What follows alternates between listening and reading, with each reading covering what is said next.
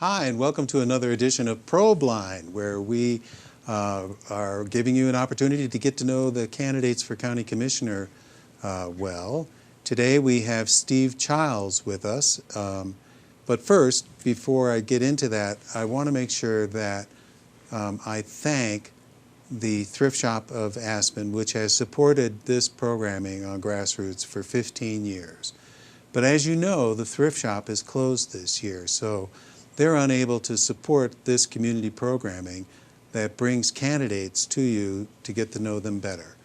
I want to ask that if any of you out there can spare a little and make a donation to GrassRootsTV.org. You can do that online. Yep, GrassRootsTV.org to help support this non-partisan, non-biased information about candidates who want to represent you. And thank you in advance if you do that. So today we're going to talk with Steve Childs, who is running for his third term as a county commissioner representing District 4. And he's in a contested election this year, but let's spend some time getting to know Steve a little bit better. Hi, Steve. Hi, how are you doing, Reid? I'm doing really well. Thanks for taking time to do this. Yeah, it's my pleasure. I don't get into town very often these days, but we had a commissioners meeting today, and so it was good timing to meet with you this afternoon. You're doing everything on Zoom now, right? Yeah, even sitting in the commissioners meeting room, we are still on Zoom. So two of the commissioners were at home, and they can raise their hand and talk right on the Zoom call, and they can see our faces on the Zoom call. Is it weird? You know, at first it was, but for the last 7 months, I've probably been on hundreds of Zoom calls now. Yeah. And you get used to it, and actually it kind of brings you closer to the people who are on the Zoom call with you, because you are looking directly at all of their faces. Well, that's true, yeah. If you were in a big meeting room around a table, there's sort of a body over there, and you sort of look at their face if they're talking or something, but it actually, in a sense, is bringing people closer together because they're doing it on this electronic version. Well, and I've found there's advantages and disadvantages to it, but yeah, do you have a Zoom shirt? A shirt? A Zoom shirt? Have you heard of that? Oh, no, no. Special shirt that you wear on Zoom calls when you have to be out of your PJs. And well, you know, sometimes usually I'm at home when I'm on a Zoom call, and sometimes I'll just have a work shirt that I have been out working on the ranch during the summer a little bit, and I'll wear the same shirt. Other times I'll get more dressed up. Like if I'm doing a commissioners meeting, I'll always put on a shirt like as if I were going to the meeting. Right. Because when you get dressed up, it puts your mind in the frame that this is like a business meeting. This is important. Yeah. I'm dressed for this meeting. I don't have pajama bottoms on when I do that. I'm more dressed to go to the meeting. I would like to testify that he does not have pajama bottoms on. But I'm wearing shorts. Yeah, but that's great. So are you still actively ranching? Well, most of our ranch was sold. We still own 160 acres. We don't own any cattle anymore or any livestock at all. We just try to lease our grazing out. But there is still irrigating, fence fixing, noxious weed control. We have a series of trails that we need to cut. Trees will fall down on the driveway or on trails or on fences. So we're still maintaining 160 acres. Yeah. And during the summertime, it keeps us fairly busy. I bet. Yeah, it would. But no cattle. No cattle. That simplified my life. It's interesting, the week that we sold the cattle, I was already a county commissioner.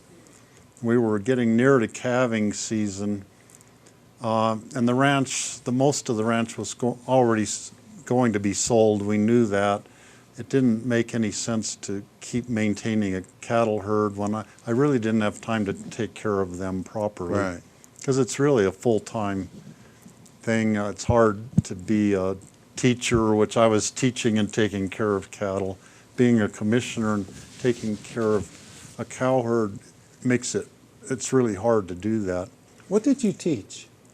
I taught first and second grade for about 5 years, mostly at Carbondale Community School. Yeah. And it's interesting, while I was there, the 7th and 8th grade teacher was Francie Jacober, who is a county commissioner from District Number 5. Would like to be. And we got to know a candidate from District 5. And we got to know each other very well, being teachers in the same school. Yeah. Never imagining that either one of us would be in politics at some point at that time. What drew you to running for county commissioner? Well, I have a family tradition of being involved in public service kind of things, as being a volunteer, and then of course my father, Bob Child, was a Pitkin County Commissioner for 15 years. He was elected 4 times. He also served on the Planning and Zoning Board. He was on the hospital board for a short time, the Aspen Valley Hospital Board. Yeah. And my mom helped create the Basalt Library back in the very founding days of that. So, I came from a family that being a volunteer and helping your community was part of what is expected of you. Yeah. So my whole adult life, I've always been involved in different kinds of nonprofit organizations and community boards, working on things. Then being a school teacher, and I was a school bus driver for about 16 years, those are totally public service kind of jobs. You do it because you love it and you love the kids. You want to help the kids to learn and grow, and you want to help the community. So then when the opportunity came for me to run, I didn't jump at the chance right away. Jack Hatfield was the then county commissioner from my district, and he talked to me about 2 years before he was term limited and said, you ought to think about this. He thought I would be a good county commissioner. And the whole time my dad was a county commissioner, I always thought I never would want to do this, because I saw how hard he worked at it and how much of his time he was gone from home, traveling to different meetings and being gone. They would do late night meetings at the courthouse in Aspen in those days. Yeah. Because they used to do evening meetings and not daytime meetings. Right. And I think it was Dorothea Ferris who was the one who said she was not going to do that. She was only going to do daytime meetings.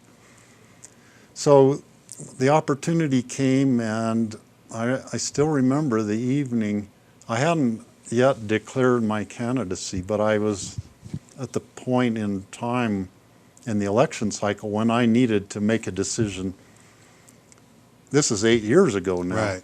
And I decided, this is actually how I decided. I said to myself, if I don't do this, if I don't at least try, put my hat in the ring, run for this office, whether I get elected or not, I would always be wondering, kicking myself kind of. Yeah. What would have happened if I had Shoulda, coulda, run woulda. and become a county commissioner? And I will never know, because I didn't do it. Right. If I throw my hat in the ring, at least I would have tried, and whether I get elected or not at that point, and there were 4 of us running for the one seat 8 years ago. Oh yeah, that's right. But it was an open seat, which is it was an open opportunity. seat because Jack Hatfield was term limited.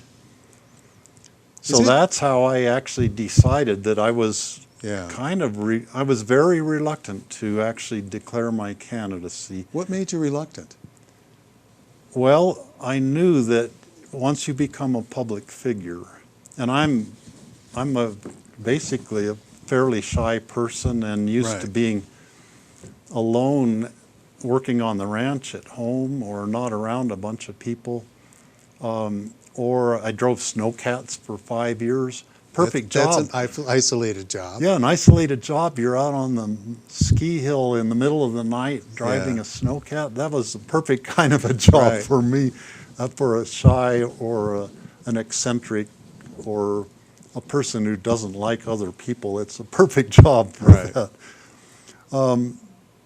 But then being a teacher and being in different organizations, and I was like president of the Aspen Wilderness Workshop at one time. I spoke in front of hundreds of people on several occasions. You get used to being in front of an audience and speaking in public. Right. It wasn't natural for me. I really had to practice and get used to it a little bit at a time. Yeah. So then being a teacher, you're really you're on the stage the whole time when you're in the school in front of the kids. Yeah.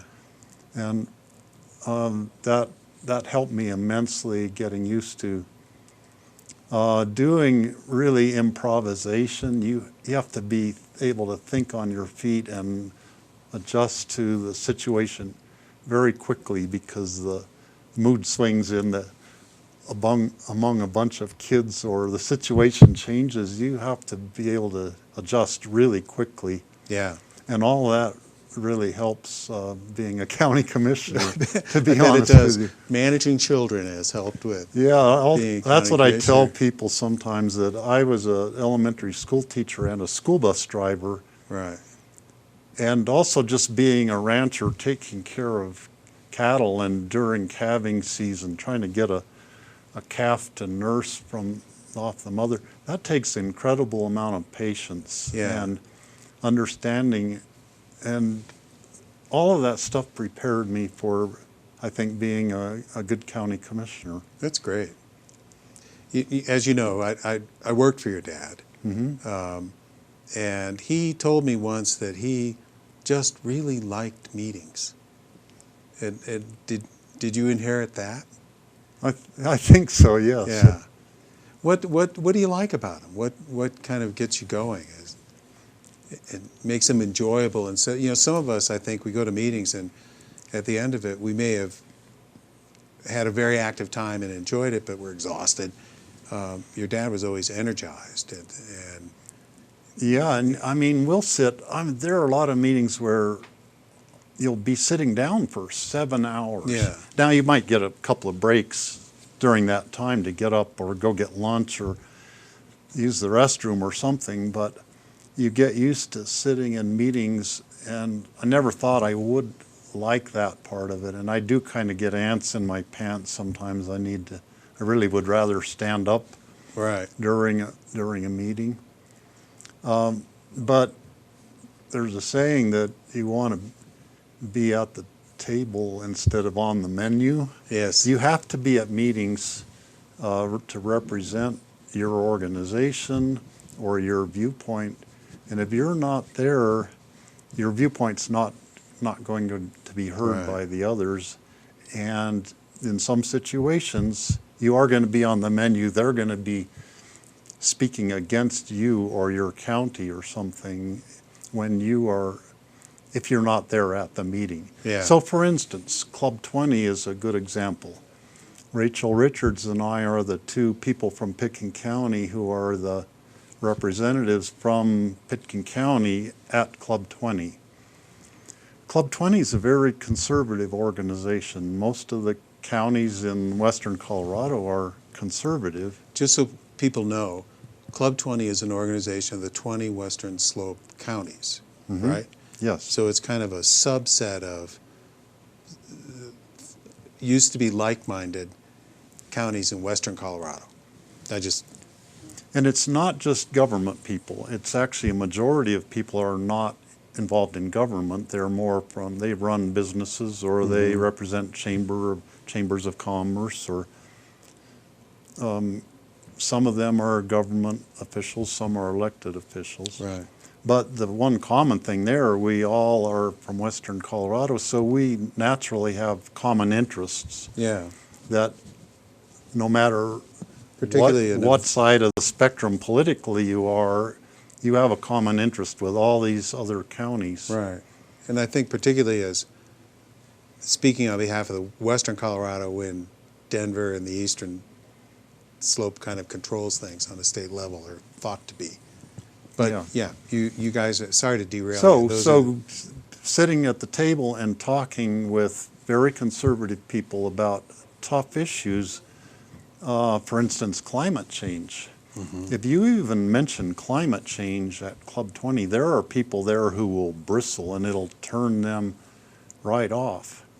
But we have had discussions about energy efficiency and renewable energy, and discussions about the problems the coal industry is facing and how to deal with it. It's been difficult for me to be at some of those meetings, but we're always there at the table, right, talking.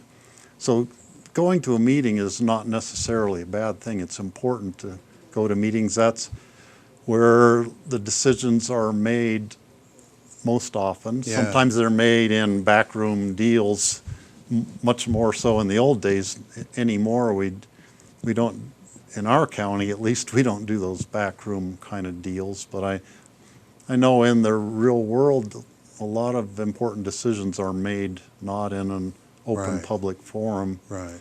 But in the public forum, being at the meetings, and it takes forever sometimes to go through the process, and that took some getting used to. Yeah. But that's where the decisions are made, and that's why it's important and why I actually like the process. Well, I think being effective in a meeting is a skill in and of itself. How do you manage yourself in a meeting and state your case but not alienate people or whatever the goal may be. So your time as a school teacher and a bus driver and a cattle rancher certainly could be well applied with, as you mentioned, with doing that. But so you've been a commissioner now for 8 years. You're signing up for 4 more. How do you feel about the first 8 years and what you were able to accomplish? You're not very good at bragging, but this is your chance to brag. So. Well, no, I'm not. I don't like to brag about things. For one thing, what the commissioners do, it's 5 people in Pitkin County making the decision. Right. It's not just one person being the leader. When we take our turns being chairman of the board, you have somewhat more leadership possibilities, but it's not like being mayor of a town where you're right, elected to the position and you're expected to be the figurehead the whole right, time you're elected there.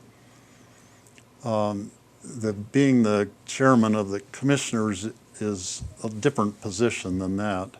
You are kind of the figurehead and you're the one who speaks at, right, at public events. But it rotates. And runs the meetings. But then at the end of the year, your turn is over and it rotates to another person. So, are you the chair now? I am the chair this year. Yeah. It's the second time I've been the chair. So the decisions we make, and I try to influence them, we try to always have our decisions be by consensus as much as possible. Sometimes on a land use decision, you have to make a decision for the applicant's sake. That's part of the process of land use thing. Sometimes we'll have a split vote on that because you have to vote now. Some people, 3 people want something and the other 2 don't, or 4 want it, the other 1 really doesn't want it, and that's when we'll have a split vote. Usually it's a consensus vote. So I view the accomplishments that Pitkin County has had in the last 8 years, and there are many terrific developments that Pitkin County has accomplished during the last 8 years. I'm not going to brag about it personally because it was a team effort, requiring all the support of all the commissioners, all the terrific staff at Pitkin County contributed, and oftentimes input from a whole lot of concerned citizens helping the process. It's a team effort that has made these accomplishments possible. So what would be one of those team efforts that? Well, for instance, building the addition, our Sheriff's and Administration building, and building the addition on the Pitkin County Library are two. Now those are two, I have little parts of that I like to brag about actually, that I actually had a part that was, okay. I brought an element in there that was actually put into the design in both of those. So in the case of the administration building, I was at a meeting in Boulder County in Longmont, the Boulder County building in Longmont, which they have a whole huge office building there where a lot of their population lives in the Longmont area. And you go in the building and they had this, it was very welcoming. The whole big waiting room had these sofas and easy chairs people could sit in while they're waiting to go into an office. Had a nice stairway that had a big skylight over the top of it, lighting. Mm-hmm. The thing was very welcoming and kind of made you want to be there. Yeah, it made you feel kind of at home. And I took a bunch of pictures of that. I was really impressed with it.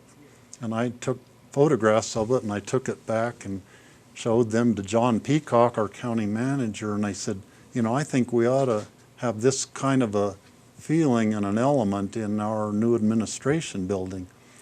And he looked at the pictures and he took it back to the design team, which was more county staff. There's a whole team of county people working with the architects. And so you walk in our front door of our new addition there, and there's the receptionist, and there's the stairway, and there's some easy chairs, and the skylight is lighting with natural light, the whole, like 3 floors of that stairway. And it's a much smaller version of what Boulder County had. And maybe the architects would have come up with that anyway, but I brought that design element to that building, and you know, I'm proud of it. Every time I walk in there, I think about that, you know, I had my little part of kind of steering the way this building was built. Cool. And there was a similar thing with the library that I made some suggestions that were grabbed onto by the architects in terms of how the design of the library turned out. There's one other, one huge thing that I would say I feel is kind of, I should maybe brag about it a little bit, something I'm proud of. One of the things I ran on was the issue of climate change. Realizing climate change is happening, we have to do something about it. It's the most important issue facing us 8 years ago and still to this day. When I would bring up the issue in county commissioner meetings 8 years ago, and part of that we were designing our new administration building, and I remember saying, you know, we really should try to make this new building as close to net zero as we can, energy-wise. We really have to, you know, put our money where our mouth is and be conscious of climate change and take action, even if it's costing us some money right now. Right. We should be doing this. It's so important.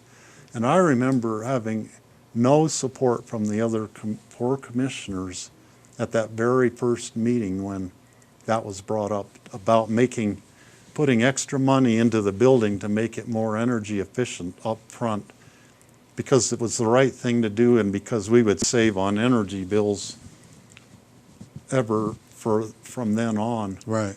And I would always be bringing up climate change. How does this issue affect our position on climate change? Well, anymore, I don't have to bring up the subject anymore.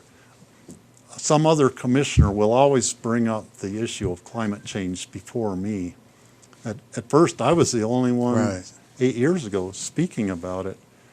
Now, it's just totally accepted by the entire board, and it's always one of our 5 important issues that every year that we take on to keep advancing our action plan on dealing with climate change issues.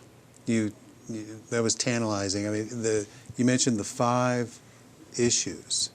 There's a list of 5 issues that the commission takes on? Well, every year at our annual retreat, which is usually in January or February, we'll pick what we call our 5 big rocks. Right. Now, I don't know if you're familiar with the big rocks and little rocks kind of a concept, but if you take a jar and you pour a bunch of gravel in it, right, and then try to put the big rocks in, there's not room for the big rocks. Right. Because you've put all the little trivial stuff in there first. Right. If you take the jar and you put in your 5 big rocks, and then you take the same amount of gravel and you pour it in on top of that, it'll fit in the jar.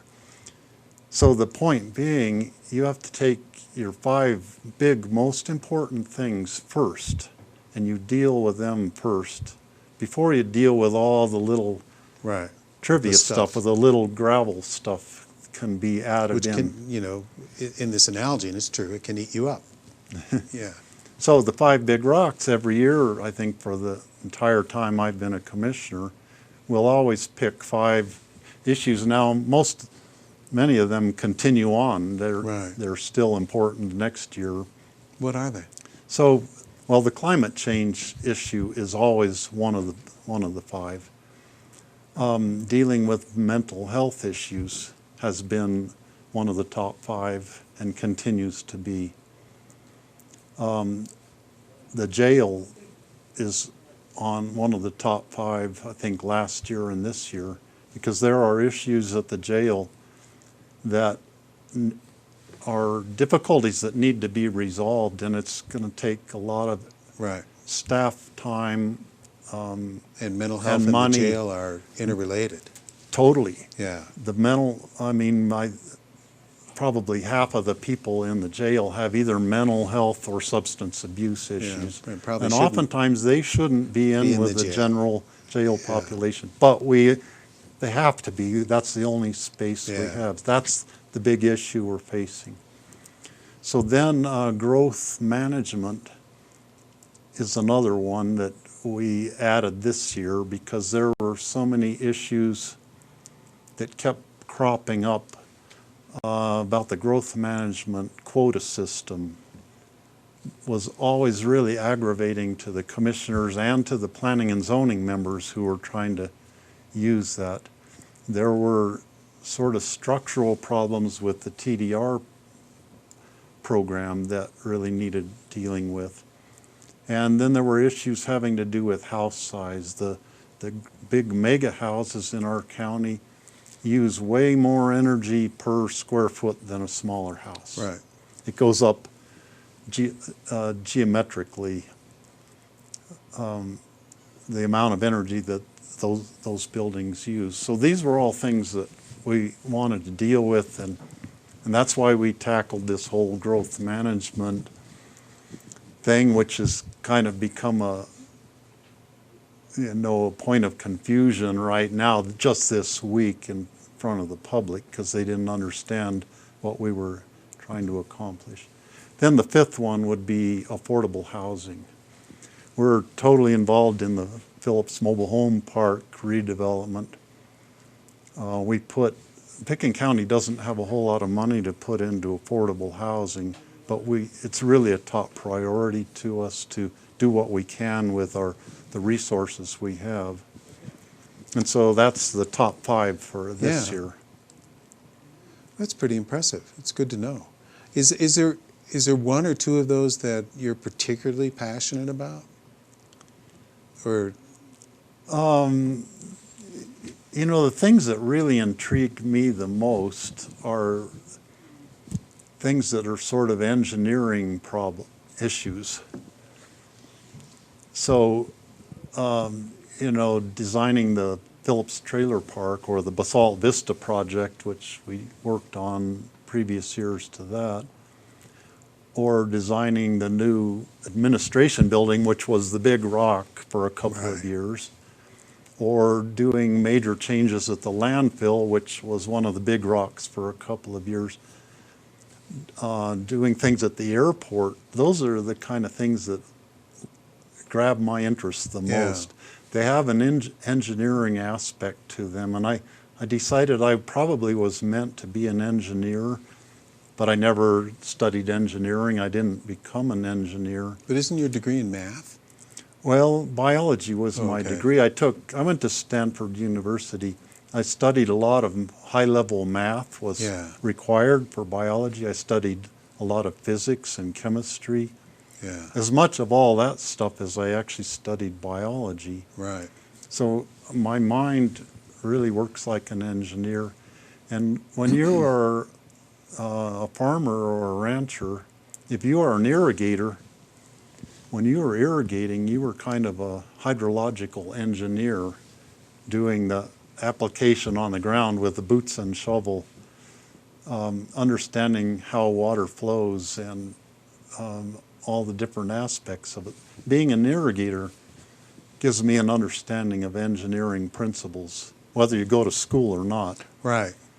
Yeah, it's a kind of a real practical end of things. Absolutely. Yeah. And there's something I call cowboy carpentry, where on a ranch you become a contractor. You build your own. Right. You build things once in a while. You build a shed or, a feed box or something. You become a carpenter, doing it sometimes with. You might even use a chainsaw to cut something instead of a more refined kind of a saw to get an exact cut. But that's what I call cowboy carpentry, and it gives you practical experience, hands-on experience, being able to do something with limited resources and end up with a usable product that didn't cost very much, hopefully, and something that works for you. That's great. So what do you think about the next 4 years? What excites you about doing this again? Well, the one thing that doesn't excite me right now, and that's because of the pandemic situation, has been very difficult the last 7 months. Yeah. Dealing with this as an elected official. I hope that the pandemic, that we can go back to more of a normal situation like we had before the pandemic in the not too distant future, but it could last a whole year or 2 years into the future. We might still be wearing our masks. I have my mask here that we are not wearing it for this interview, but that's a difficult thing because it's hard to be in a meeting wearing a mask. And right now, when we're in our meeting room with 5 or 6 or 7 people, we're all wearing masks. Right. And so that's the part that, to me, that is difficult. Yeah. And it's something we have to live with because that's how we can defeat this virus and go back to a regular situation. What's been Pitkin County's role in managing the virus and managing the pandemic? It seems like the county's been fairly active in some ways. Yeah, and Pitkin County's actually done a very good job. So there are several roles. One is by the Board of Health and our Department of Public Health, with Karen Kuhneman as the head of that. They have had a role of working with the epidemiologists and making the hard calls really on the different public health orders that we've had in the county. Having to wear a mask, maintaining 6-foot distance, keeping group size under 10 people. Those kind of public health orders are hard.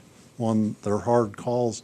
The commissioners haven't been the ones making those calls. It's the Director of Public Health with the advice of the Board of Health.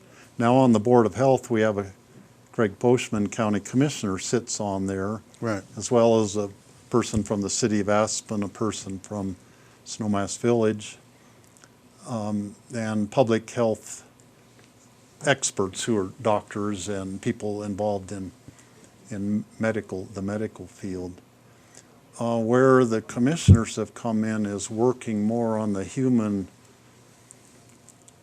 human services side of it. So we had a lot of people who were put out of work when the ski industry shut down. There were people with not enough food, not knowing how they're going to pay for their rent. All those things, people in really severe economic straits. That's where the county commissioners stepped up to the plate as a board, and we provided financial assistance to people to get them through the most trying times until they could get jobs again. We also have put a lot of efforts into just food security issues, supporting the Food Bank of the Rockies and Lift Up, and the local farmers who are leasing open space land from the county to do vegetable growing operations on. Things like that is where the commissioners are being a backup role in supporting the economics and the security issues in the community. Yeah, that's been, I think, my impression is that Pitkin County's been very active when you compare to other counties and what they've been able to do. But it has to be a limited support role, and you can provide that. So it's great. Yeah. So, and I mean, I enjoy that. Doing things that help people, to me, is one of the really satisfying parts of being a commissioner. Is there a role for Pitkin County beyond just its buildings with climate change, do you think? Part of it is being a leader for the whole country, actually, setting an example. So some of the things we are working on is like upgrading our building energy code, which we have accomplished that, and it's partly tuned into the International Energy Code. Mm-hmm. But then we added extra elements onto it to make it, raise the bar a little bit higher. We're not clear to the point of requiring that a building be net zero. Right. I think eventually we will get there. But the fact that we're working in that direction and setting an example greater than the International Energy Code, I think is just an example of how something we're doing doesn't apply to the county facilities, but it applies to our land use code kind of issues. So there are things that we are working on. Pitkin County is a member of an organization called Colorado Counties for Climate Change, CC4CA. We were one of the founding members of it, working with, I think right now there's probably upwards of 50 or 60 municipalities and counties in Colorado who are members of that organization. It started out with maybe 10 of us initially, and so we play an active role in that, working with other counties. Now in the Roaring Fork Valley, Basalt, Aspen, and Carbondale are all members of the organization. Eagle County is a member of the organization. Garfield County is not. It tends to follow more the red-blue split, where the progressive counties are the first ones to, we admit there is a climate change issue out there that needs to be dealt with, and this working together on common, not just legislation, but a lot of things before the Air Quality Control Commission and the Public Utilities Commission, things like that. We've taken an active role in having a representation there, not necessarily someone from Pitkin County being there, but someone who is delegated. And this would part be of that organization. Have a voice in Denver with those kind of statewide outfits. Yeah, and so that's important part of the outreach and lobbying effort that we do for to take action on climate change issues. Well, we have a few minutes left, 3 or 4, and I want to make sure that I give you an opportunity if there's anything that you want to say that I haven't given you the opportunity to hit on. Well, there are Go a couple for it. of things in my campaign. And first of all, I want everyone to understand that I have been sick. I got sick in March with COVID-like symptoms. I've tested negative both on the PRC test and on the antibody test, but my doctor and I are certain that I had COVID, and I still have lingering effects of that. That's made this a different, hard kind of a year. But we've been able to keep doing business as usual through the help of Zoom calls. I have not missed a meeting because I was sick. Mm-hmm. There were times when I had a wet, cold washcloth wiping my forehead because I was burning up, but I was still at the meetings. Right. So the Zoom calls have really made that possible. But then going into this has been a really bizarre campaign year. And I made a couple of decisions, one of which that I was not going to accept donations to my campaign. And I'm not even spending money on my campaign at this point.